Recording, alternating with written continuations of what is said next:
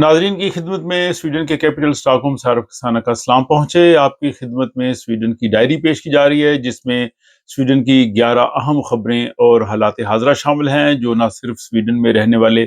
हर तबका फ़िक्र के लोगों के लिए, बल्कि जो लोग स्वीडन से बाहर मुकीम हैं और स्वीडन के हालात को जानना चाहते हैं, उनकी भी इन सब में दिलचस्पी होगी। सबसे पहले यह है कि ज़िलहज का चाँद जो है वो नज़र आ गया है, और इस दफ़ा इत्तफ़ाक़ राय से दुनिया के तमाम ममालिक में एक ही रोज़ यानी 27 मई बुध के रोज़ ईद उल अज़हा होगी, क्योंकि सऊदी अरब ने भी जो है वो ज़िलहज के चाँद का ऐलान कर दिया। इस तरह पाकिस्तान में भी ज़िलहज के चाँद का ऐलान हो गया, और स्वीडन में भी पहले से ये तय था कि 27 मई बुध के रोज़ जो है वो ईद उल अज़हा होगी। तो ज़िलहज का चाँद आप सबको बहुत मुबारक हो। आज की पहली खबर यह है कि आज 17 मई इतवार के दिन भारत के वजीर आज़म नरेंद्र मोदी स्वीडन के 2 रोज़ा दौरे पर स्वीडन के दूसरे बड़े शहर गोथनबर्ग यानी योतेबोरी पहुंचे हैं। हवाई अड्डे पे स्वीडन के वजीर आज़म उल्फ क्रिस्टरसन और वजीर खारजा मारिया मेलन सेतनगार्ड उन्होंने उनका इस्तकबाल किया है, और इसके बाद जब वो शहर पहुंचे तो भारतीय कम्युनिटी की एक बहुत बड़ी तादाद ने उनका इस्तकबाल किया। वो अपने 2 रोज़ा दौरे पे स्वीडन की हुकूमत और यूरोपीय यूनियन के हुकाम से जो है वो बाहमी दिलचस्पी के अमूर पे बातचीत करेंगे, जिनमें तिजारत और ट्रांसफर टेक्नोलॉजी जो है वो शामिल है। दूसरी खबर यह है कि स्वीडन में जाली मेडिकल सर्टिफिकेट्स के जरिए अरबों करोड़ों के फ्रॉड का जो है वो इंकशाफ हुआ है। आप जानते हैं कि अगर स्वीडन में कोई बीमार हो तो अपनी बीमारी के लिए वो उसकी जो तनख्वाह होती है सिक लीव, वो स्वीडन की जो नेशनल इंश्योरेंस है फॉरशेकरिंग कासन उनसे जरिए उनसे वो वसूल करते हैं। और अब फॉरशेकरिंग कासन ने बताया है कि स्वीडन में कुछ डॉक्टर्स जो हैं वो उन मुजरमाना ग्रोहों को और वो लोग जो शायद इसके अहल नहीं होते उनको जाली मेडिकल सर्टिफिकेट्स जारी करते हैं, और इन जाली मेडिकल सर्टिफिकेट्स के जरिए वो बीमारी की छुट्टी यानी सिक लीव लेते हैं और दीगर फ़वाइद जो हासिल करते हैं। रिपोर्ट के मुताबिक 2020 से 2023 तक यानी 2020 से 2023 के दरमियान जराइम पेशा नेटवर्क से जुड़े अफराद ने 11,000 अफराद ने 1.1 बिलियन यानी 1.1 अरब स्वीडिश करोड़ से ज्यादा रकम हासिल की। कितनी बड़ी रकम है। यहाँ ये बात समझने वाली है कि स्वीडन का जो वेलफेयर सिस्टम है बुनियादी तौर पे बाहमी एतमाद पर कायम है, यानी अवाम और हुकूमत का एतमाद है, इस तरह से ये चलता है। और अगर कोई शख्स बीमार होने का दावा करता है तो वो डॉक्टर से सर्टिफिकेट देता है तो सिस्टम समझता है कि ये बात दुरुस्त है। लेकिन अगर जराइम पेशा या वो लोग जो जाली मेडिकल सर्टिफिकेट्स के जरिए ऐसा करेंगे तो ये वेलफेयर सिस्टम को बहुत ज़्यादा नुकसान पहुंचेगा, और ज़ाहिर है अवाम के टैक्सेस का पैसा जो है वो गलत लोगों के हाथों में जाएगा। हुकाम के मुताबिक कुछ लोग जो है वो जाली आईडी इस्तेमाल करते हैं, कुछ मेडिकल रिपोर्ट्स में रद्दोबदल करते हैं, कुछ डॉक्टर्स जानबूझकर झूठे सर्टिफिकेट जो है वो जारी करते हैं। हुकूमत अब इन कवानीन को सख्त करने जा रही है, और समाजी बहबूद की जो वजीर है उन्होंने कहा है कि ऐसे डॉक्टर मुआशरे के एतमाद को गलत इस्तेमाल करते हैं, जो कि बहुत खतरनाक है, और इस तरह के संगीन फ्रॉड पर 6 साल की कैद की सजा भी हो सकती है। अगली खबर यह है कि स्वीडन की जो जमात है क्रिश्चियन डेमोक्रेट पार्टी, जो कि इस वक्त हुकूमत में है और जिनकी सरबराह एबा बुश डिप्टी प्राइम मिनिस्टर हैं, उन्होंने अब इंतखाबात के लिए एक अपना मंसूबा पेश किया है, जिसको वो कह रही हैं कि एक्शन अगेंस्ट इस्लामिज्म। उनका ये कहना है कि स्वीडन में मुतवाज़ी मुआशरे और इंतहा पसंदी की कोई गुंजाइश नहीं है, ये दोनों चीज़ें यहाँ पे बढ़ रही हैं, और उन्होंने कहा है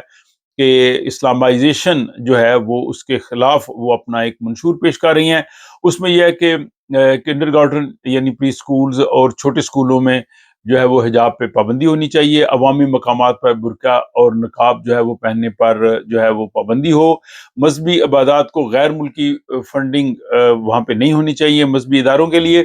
और नाम नहाद शरई अदालतों पर भी पाबंदी होनी चाहिए, और मसाजिद में बाकायदा जो लाउड स्पीकर्स पे अजान है उसकी इजाज़त भी नहीं होनी चाहिए, और नफरत अंगेज मुबल्लिगीन के लिए जो है वो ब्लैक लिस्ट किया जाए, उनको वीज़ा ना दिया जाए।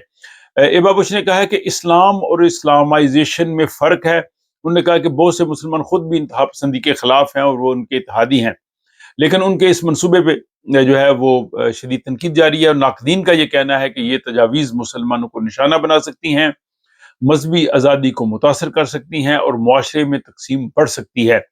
اور اس میں خصوصی طور پہ جو کالستاد کی مسجد کی فنڈنگ کا تنازع بھی جو ہے وہ سامنے آیا ہے۔ تو یہ بہت ہی ایک حساس موضوع ہے، اور اس میں ناظرین بھی اپنی رائے جو ہے کمنٹ باکس میں لکھ سکتے ہیں۔ اگلی خبر یہ ہے کہ 5 سال تک کرایہ نہ دینے والی ایک خاتون ہے، اس کی بے دخلی کا معاملہ ہے۔ وہ لن شاپنگ میونسپلٹی میں رہتی تھی، اور اس کو ایک سروس اپارٹمنٹ جو ہے وہ دیا گیا، اور اب وہ حکام اس کو وہاں سے بے دخل کرنا چاہتے ہیں، کیونکہ اس نے تقریباً 3.5 لاکھ کرون جو ہے وہ نہیں دیے، انہیں کرایہ ادا نہیں کیا۔ یہ خاتون 2019 سے جو وہاں کی کونسل ہے، میونسپلٹی کمیون، ان کی مدد سے خصوصی رہائش اس کو دی گئی تھی، لیکن خاتون کا کہنا ہے جس کو وہاں پہ زبردستی رکھا گیا ہے، اور اس نے 5 سال سے کرایہ دینا جو ہے وہ بند کر دیا۔ دلچسپ بات یہ ہے کہ اس نے الٹا میونسپلٹی پہ 1.5 ملین کرون کا جو ہے وہ ہرجانے کا دعویٰ کر دیا، اور اس نے کہا جی کہ اس کے ساتھ غلط سلوک روا رکھا گیا ہے۔ یہ معاملہ عدالت پہ گیا، عدالت نے جو ہے وہ کمیون یعنی میونسپلٹی کے حق میں جو ہے وہ ڈسیزن دیا، اور یہاں پہ اسے کہا گیا کہ وہ یہ سارے واجبات جو ہے وہ ادا کرے۔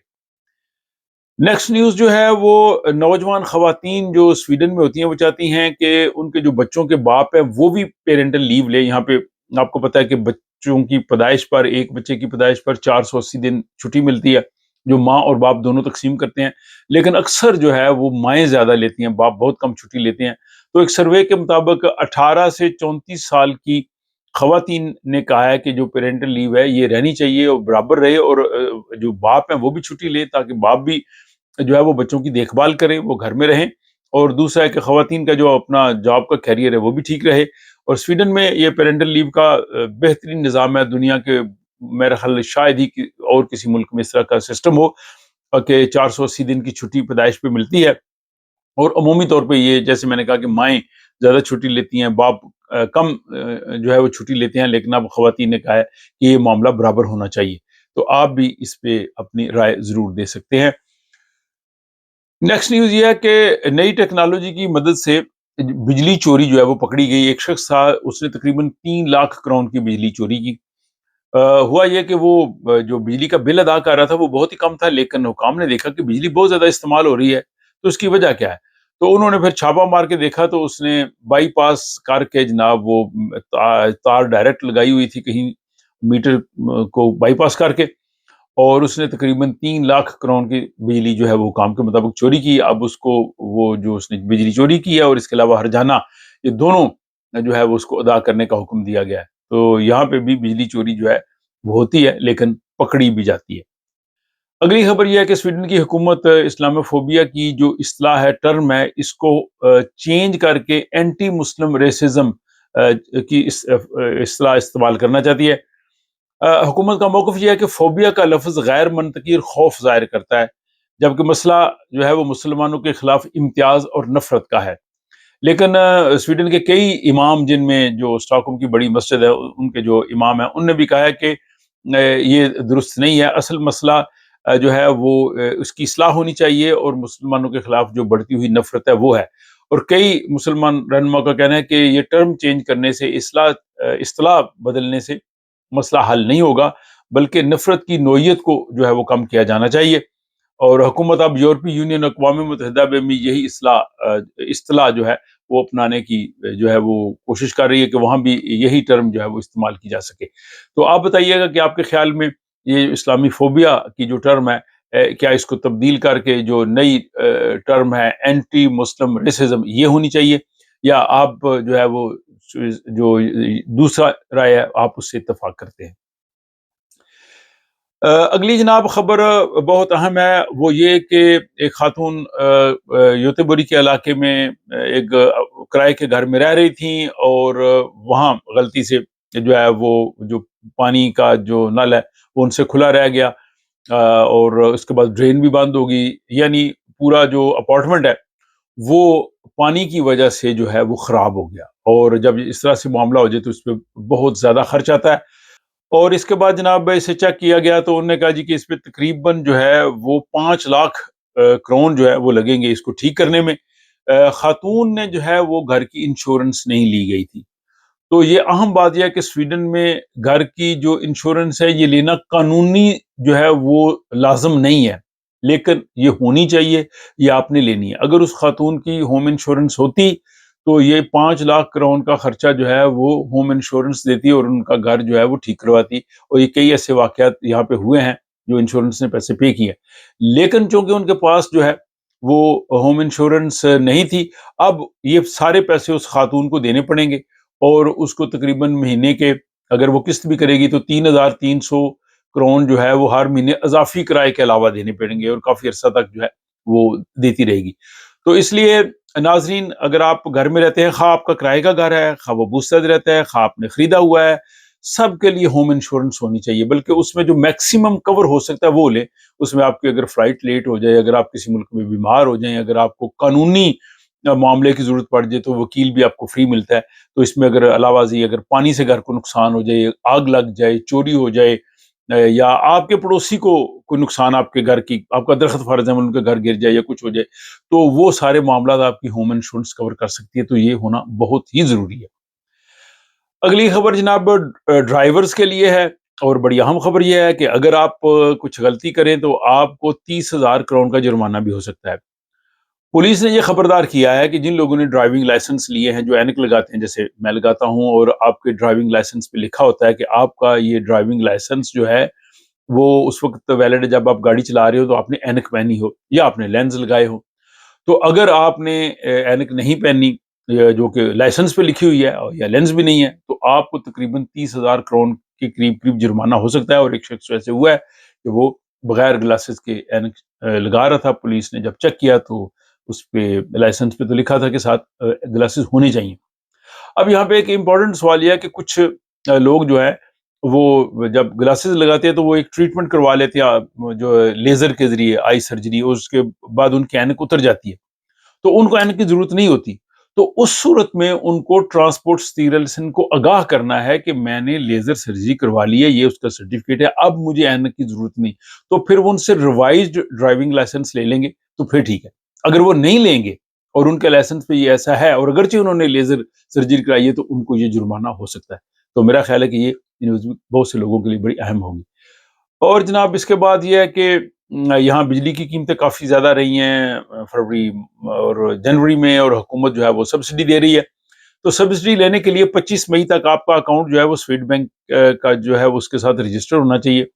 اگر تو آپ کا سویٹ بینک میں اکاؤنٹ ہے پھر تو ٹھیک ہے، اگر نہیں بھی تو اگر آپ نے وہاں پہ رجسٹر کروایا ہوا ہے تو پھر آپ کو پیسے جلدی مل جائیں گے، اگر نہیں کروائیں گے تو پھر آپ کو پیسے ملنے میں تاخیر ہو جائے گی۔ اور یہ جو رقم مل رہی ہے تقریباً جو نارتھ آف سویڈن ہے وہاں پہ تقریباً 1,100 سویڈش کرون ہے، اور جو ہمارا اسٹاک ہوم کا ریجن ہے یہ درمیان والا، اس میں 1,600 کرون، اور جو ساؤتھ والے ہیں جہاں پہ بجلی مہنگی ہوتی ہے ان کو 1,850 سویڈش کرون کے قریب قریب جو ہے رقم ملے گی۔ تو یہ جناب 17 مئی آج کی سویڈن کی ڈائری تھی، تھوڑی سی لمبی ہوگی ہے، خبریں بہت زیادہ تھیں، اور میں نے تفصیل سے آپ کی خدمت میں پیش کرنا چاہیں کیونکہ لوگ چاہتے ہیں جی ہمیں تمام بیک گراؤنڈ کا پتہ لگنا چاہیے۔ اس حوالے سے آپ اپنی رائے کا ضرور اظہار کیجیے، اپنا خیال رکھیے گا، ملاقات ہوتی ہے آپ سے اگلی بار۔